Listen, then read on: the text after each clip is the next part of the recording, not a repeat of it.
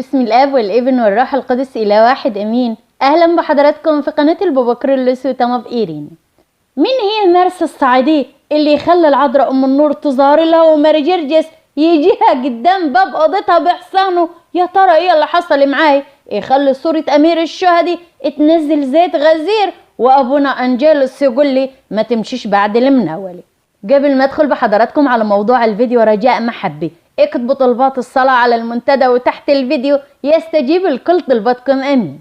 دي معجزات، دي صلوات حارة من جوا عمق القلب منتظرينها في فترة الصوم الكبير اللي كلها بركة. وما تنسوش الفيديو وكل فيديو تسمعوه من اللايك والشير عشان تاخدوا بركة كل الناس اللي هتسمع بسببكم.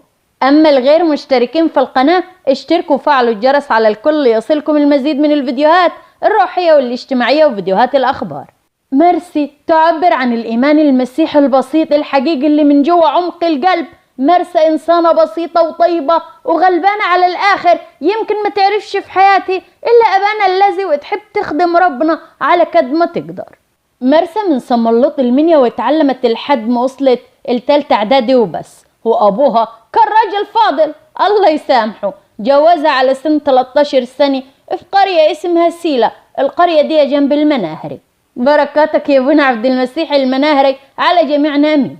جوزي كان سيء الطبع وحش خالص معاهي، اهل بيتي قلوبهم ما فيهاش ذره رحمه، وكانت كعادة الصعيد خالطه معاهم في البيت عليها معظم الشغل ويا ريت في شكر برغم صغر سني. جوزها طبعه صعب جدا، كان يمد ايده عليها بطرق غايه في الصعوبه ويخليها من كتر الوجع ما تلاقيش عيني جنبي تنام عليها. كانت دايما تبكي وتصلي بالدموع، ولما طلبت منها والدتها انها تجيب لها هديه طلبت منها صورة كبيرة لماري جرجس الروماني سلام الرب عليه. هو شفيعي وحبيبها وملهاش غيره في الدنيا كلها، وكانت تحبه قوي قوي وكانت تحب تخدمه من وهي لسه صغيرة. وحش الطبع جوزي كوم، وما يحرضوه اهله عليه كوم تاني خالص. كان يعملها بطريقة وحشة جدا لدرجة انه كان ممكن يحبسها جوا الأوضة بلا أكل ولا شرب لمدة أيام. وكان ملهاش في حياتها إلا إنها تصلي لأمنا العذراء وتصلي لأمير الشهداء ماري جرجس الروماني وتطلب منهم المعونة. حد هيقول له مستحملة ليه العيشة المقرفة دي؟ طب ما تروح تقعد في بيت أبوها معززة ومكرمة. هقول لكم كانت تعمل كده بالظبط، وكانت تقعد لفترات طويلة، كانت ممكن توصل لسنين. في الفترة دي كانت تروح وتخدم في كنيسة أمير الشهداء ماري جرجس الروماني سلام الرب عليه. ولكن انتوا عارفين عوايد الصعيد يستعيبوا أهلي لما جوزها وناسه ييجوا ويقولوا خلاص هنروحوها، فيروحوها تاني على المرار اللي كانت فيه بالظبط وهلم جرة. فضلت على الحال ديت في المرار 10 سنين بحالهم، لا منها ربنا فاتح رحمها ومخلفلها عيل يفتح عيني، ولا منها حالتها معدولة. وصل الحال بسلايفها وحماتها واهل بيتها انه يقولوا لي لو انا منك اسم نفسي واموت روحي بدل ما انا قاعده كدتي عايشه عاجزه عن اني اخلف حته عيل، انت عامله زي الارض البور. كانت تجري مرسي على الاوضه زي الاطفال وتبكي لماري جرجس وامنا العذراء وتقول لهم انا صعبان علي نفسي خالص، انا اللي انا فيه ما بات فيه واصبح فيه ما فيش تغيير. 10 سنين وانا في المرار والحمضل مش لاقيه بر ولا لاقيه اي حد يساعدني ولا ياخد بايدي ولا حاله ما يتغير. وصل بها الحال في يوم من التعب والزهق ومن الحزن اللي هي فيه انها بصت لصورة امير الشهداء وقالت له ولا هخدم في كنيستك تاني ولا هروح اتناول ولا اعترف ولا داخله باب الكنيسة الا لما تلاقي لي حل. بكت لدرجة انها نامت وسمعت صوت كأنه الباب مخبط عليه. فتحت الباب لقت حصان ابيض، وما ترفع عيونها لفوق لقت ماري جرجس قاعد عليها وهو لابس لبس غريب اخضر غامق، ماسك بيده الحربة بتاعته، وشه منور وجميل جمال بارع لا يوصف. ويعني اما تحكي وتوصف وتقول ان شنبه كان رفيع جدتي وكان ليه هيبي كأنه ظابط كأنه لواء. فمن بساطتها فاكره يا عين انه ظابط جاي يقبض عليها، فما تقول له عملتش حاجه اني. ضحك ماري جرجس وقال لي هو انت فكراني ان انا جاي اقبض عليك؟ مش انت قبل ما تنامي طلبتيني وزعلتي مني وقلتي لي ما اخدمش كنيستك تاني ولا رايحه اتناول تاني، اديني جيت اراضيك يا ستة. اتخذت حبي ورجعت لورا خطوتين لقت ايدها ما تسندي، فما تبص لقيت نفسها مرفوعه من على الارض وواقفه في دايري الدايرة كلها ورد. بصت لتحت لقيت حد رجلين ايديتي متغطية بستر ابيض، والرجلين دي هي صاحبة الايد اللي سنداهي، واتريها ام النور الحنيني سلام الرب عليه. رجعت لورا واتخذت اكتر، راحت ام النور الحنيني الطيبة حضنها في حضنها وقايله لها ما تخافيش انت بنتي يا مرسي. رشمت الست العذراء ام النور على مرسى علامة الصليب وقالت لي ما تخافيش، انا من اليوم عمري ما هسيبك لحظة، ومن النهارده يا مرسي هيكون في بيتك نعمة كبيرة قوي قوي قوي. ووقعت مرسى على الارض. صحيت تاني يوم راحت الكنيسة الاب اعترافها عشان تحكي له، ما لقتهوش، فاتصلت بيه قال لها تعالي لي يا مرسى الكلام دي مش هينفع في التليفون. بتبص اذا بيه تلاقي صورة امير الشهدي، اما تنزل زياد بغزارة، فرحت طبعا وحكت لاب اعترافها وجابته وورت له الصورة.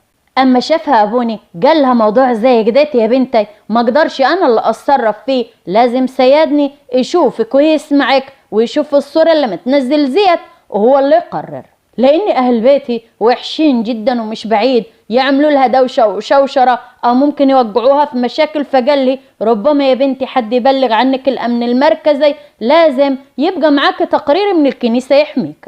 وفعلا ابونا راح بلغ الانبا جورجيوس مطران المني وقال له هات لي مرسى وهات لي الصوره بتاعتي. راحت مرسى لكنها ما اخدتش الصوره، وفعلا حضروا القداس لانه كان مآتي الصلاه وتناولوا. بعد ما تناولوا قعدوا مع سيدني وحكت له على كل اللي حصل. قال لها يا بنتي عشان اديك التقرير لازم اشوف الصوره واختبرها الاول. طبعا زي ما حضراتكم عارفين الصوره اللي زي كديت اللي ما يقولوا منزله زيت اما تقعد في الكنيسه 3 ايام، اذا فعلا لقوها منزله زيت او جات لابونا او سيدنا رؤي اما يأيدوا فعلا ويكتبوا تقرير بكديتي، واذا لا ممكن يكون فيها تلاعب. مرسى طبعا قالت له يا سيدنا جبتش الصورة اني، والصورة دي هي طبطبت ماري جرجس علي. قال لها ما تخافيش انت هتاخدوا الصورة في ايدك وانت مروحة. سيدني بعت معاهم العربية بتاعت المطرانية وقال لهم هاتوا الصورة وتعالوا، وفعلا حصل كده. وادالهم كيس كبير ابيض من المطرانية وقال لهم هاتوا الصورة فيه. اثناء الطريق اتعبت يجي ربع الكيس من الزيت اللي نزل من الصورة. طبعا مرسى ما كانش هتعرف ان سيدني هيبعت يجيب الصورة معاها على طول. طبعا الموضوع كان مؤيد من الروح القدس ومن ربنا وببركة ماري جرجس امير الشهداء وامنا العذراء. اول سيدنا ما شاف الصورة وكأنه حصلت له رؤية او شاف اي حاجة، عمل تمجيد لامير الشهداء وصدق فعلا ان الصورة ما تنزل زيت، وقال لها خليها ليوم الجمعة وابقي تعالي خديها. فهي ظنت من بساطتها ان سيدنا عايز ياخد الصورة ومش عايز يديها لها تاني، فحزنت وزعلت واتلخبطت ويعني اتنكدت على الاخر. سيدنا عايز يحط الصورة في المطرانية، مش انت يا سيدني قلت لي ان هاخد الصورة معاي؟ قال لها ما انت هتاخديها ما تقلقيش.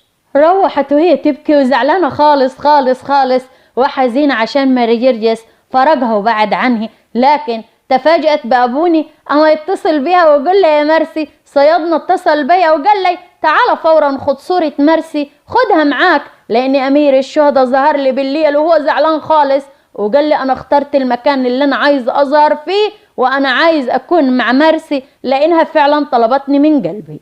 وقال له سيدني لما انا قررت اني اودي الصورة لمرسي رجعت الصورة تنزل زيت من تاني برغم انها كانت بطلة. من بعده حصل امر غريب وعجيب جدا كأنه تعزية من امنا العذراء.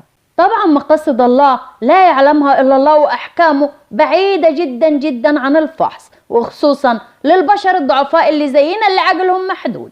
رجعت امنا العذراء تزور مرسى ومعاها طفل صغير وقالت المرسى رضعيه. قالت لها ازاي يا امنا العذراء انا اصلا مش مخلفه اولاد، ازاي هينزل لي لبن؟ وبمعجزه قالت لها حطيه على رجلك، وفعلا بدأت مرسى ترضعه وكأنها عايزة تحسسها بإحساس الأمومة. فعلا نزل له لبن والولد رضع. استمرت زيارة أمنا العذراء المرسى على طول وهي تجيها مع البيبي الصغير عشان ترضعه، تقعد معاها كل يوم نص ساعة. وأما كانت تيجي كانت ترشم الصليب على البيت، فكل أهل البيت يناموا نوم عميق جدا جدا. وكانت كل ما تيجي لازم ترشم الصليب على مرسي وعلى بيتي وعلى أهل بيتها حواليه، كانت تطمنها وتديها سلام. أما حكايتها مع أبونا أنجيلوس القديس السائح فهي عجيبة جدا. في يوم مرسى راحت تزور أبونا أنجيلوس فلقيته رافع قداس، فقعدت حضرة القداس ومن بعدها تناولت. أما جاء أبونا يناولي ناول كل الشعب، وجاء دورها لقوا أمنا العذراء واقفة جنبها وحاطة إيدها عليه. فقال لي استنيني بعد القداس أما يخلص الصلاة، عايزك في كلمتين. وبطريقة أبونا أنجيلوس المعهودة قال لي هي ما تجيك ما تشوفيه. قالت له مين يا ابوني؟ قال لي هتتكلم ولا ملص لك ودانك؟ قالت له أيوة، أما شوف هو مجين ومزورنا على طول. وحكت له كل حاجة، وكانت تقصد أمنا العذراء. يسوع إله التعزيات حاضر، قادر يغير حياتك 180 درجة في لحظة، من الحزن للفرح، يملى حياتك بالتعويضات اللي ملهاش حدود، اللي تنسيك كل أيام صعبة عدت عليك وكل حزن وكل وجع مر بيك. حقيقي يا رب بعيدة أحكامك عن الفحص وطرقك عن الاستقصاء. بركة أمنا العذراء أمير الشهداء وأبونا أنجيلوس مع جميعكم أمين. يستجيب الكل طلباتكم ويفرح قلوبكم أمين. بركتهم وبركة الأيام المقدسة يستجيب الكل طلباتكم. اوعوا تنسوا تكتبوا طلبات الصلاة في التعليقات على المنتدى وتحت الفيديو. يستجيب الكل طلباتكم ويفرح قلوبكم أمين. ما تنسوش أحبائي الفيديو وأي فيديو تشوفوه من اللايك والشير، وخدوا بركة كل الناس اللي هتسمع بسببكم. لو ما تسمعوني لأول مرة على قناة البابا كيرلس وطماف إيرينا، اشتركوا وفعلوا الجرس على الكل ليصلكم المزيد من الفيديوهات الروحية والاجتماعية وفيديوهات الأخبار. ومن جوا قلبي، من جوا أعمق قلبي، يا رب يفرح قلوبكم، يعمر بيوتكم، يحافظ على أولادكم، يوسع أرزاقكم، يديم يا رب محبتنا أمين. يبعد عنا وعنكم الشرير والأشرار يا رب أمين. ودايما يا رب بيوتكم عمرنا بحسكم وحس عيالكم أمين يا رب. يجعلها أيام بخيتة ومباركة على جميعكم أمين.